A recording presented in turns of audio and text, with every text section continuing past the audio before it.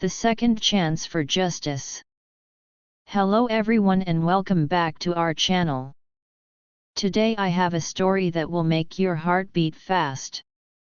It is a story about a girl who died because she loved her family too much.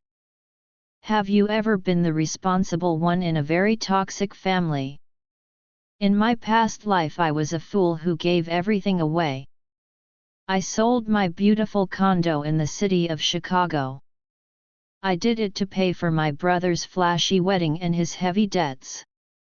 But after the wedding he and his new wife kicked me out on the street. My poor mother died in a car crash while she was trying to find me. But fate is a strange thing and it gave me a second chance. I woke up and realized I could fix every mistake from the past. If you hate toxic families, please subscribe and stay tuned for the truth. The smell of cheap coffee hit my nose like a heavy brick. I opened my eyes and saw the old wooden table in our kitchen in Ohio. The morning sun was dim and the air felt heavy and cold. My brother Jason was sitting across from me crying like a child. "Emily, you have to help me or my whole life is over," he said. His voice was shaking and his eyes were red with fake tears. "Chloe says she will not marry me without a $60,000 ring. And we need a big down payment for that new house in the suburbs." My heart started beating fast as the memories of my death came back. I looked at my father Frank, who was drinking a cold beer at 9 a.m.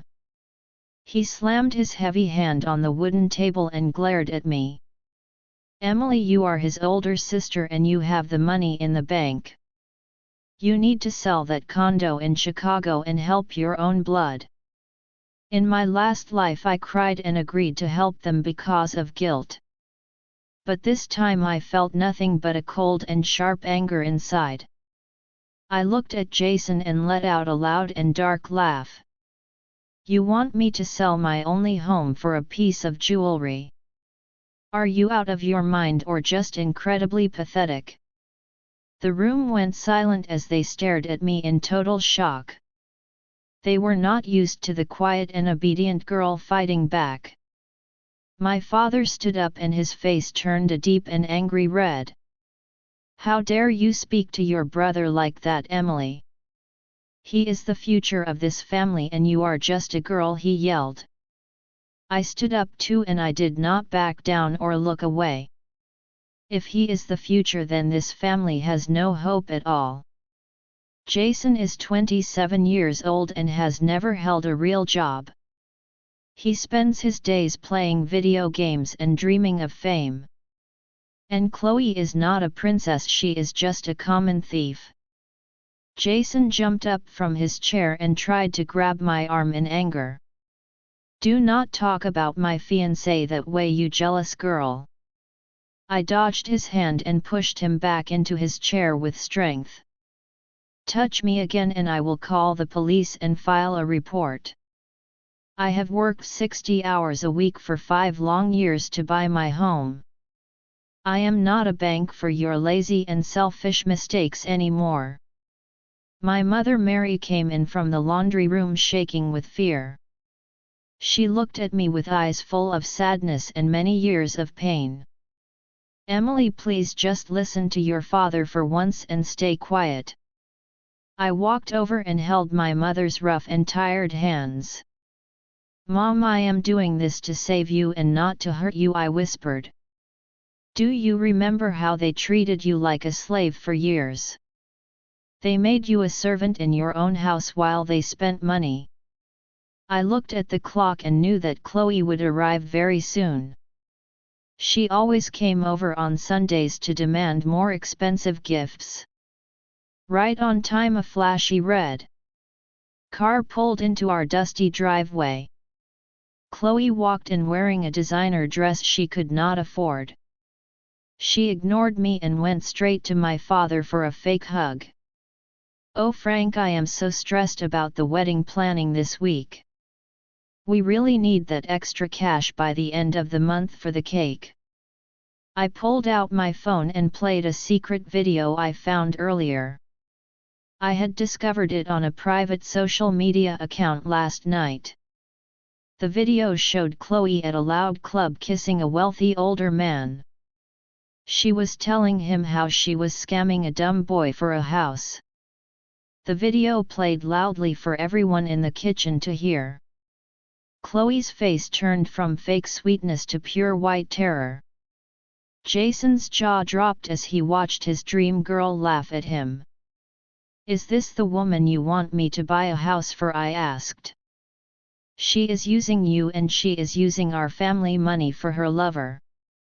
Chloe tried to scream that the video was a fake and a lie. But the truth was already burning through the room like a fire. My father was speechless for the first time in his entire life. He looked at the photos of Chloe's secret and expensive life. Jason started sobbing like a baby on the dirty kitchen floor.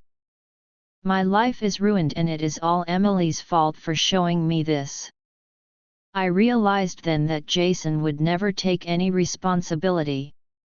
Even with the truth, he wanted to blame the person who told him. I turned to my mother and packed a small bag with her clothes. "Mom, you are coming with me to Chicago right this minute. You are not staying here to clean up their disgusting mess again." My father tried to block the door with his heavy and tall frame. "You are not taking my wife anywhere, you disobedient girl." I looked him in the eye and felt no fear in my soul at all.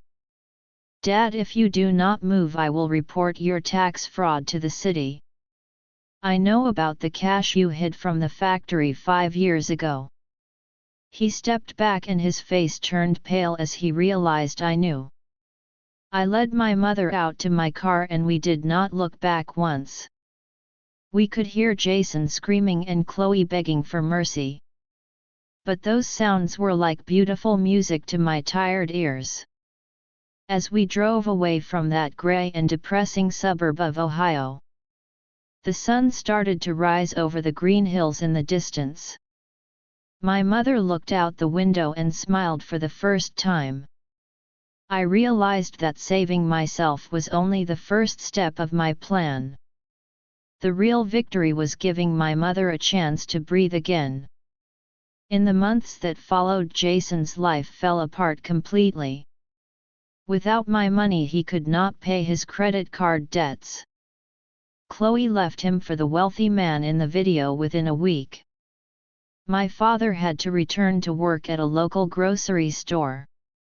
They sent me hundreds of angry and begging text messages. But I blocked every single one of them without saying a word. I bought my mother a small cottage near a quiet lake. She grows beautiful roses now and reads books in the sun. And I finally have a home that feels like a safe sanctuary. Life is too short to let toxic people drown you in their drama. Even if those people share the same blood and the same name. Thank you so much for listening to my journey today. It took a second life for me to finally learn my own worth. But you do not need a rebirth to start setting your boundaries. If you are the Emily in your family, please stand up today. Do not let them trade your hard work for their own laziness. True family is built on respect and not on manipulation. I want to hear from you in the comments below this video. Have you ever had to cut off a toxic family member to be happy? How did you find the strength to finally walk away for good? Please share your stories so we can all support each other. Do not forget to hit that like button if you enjoyed this story.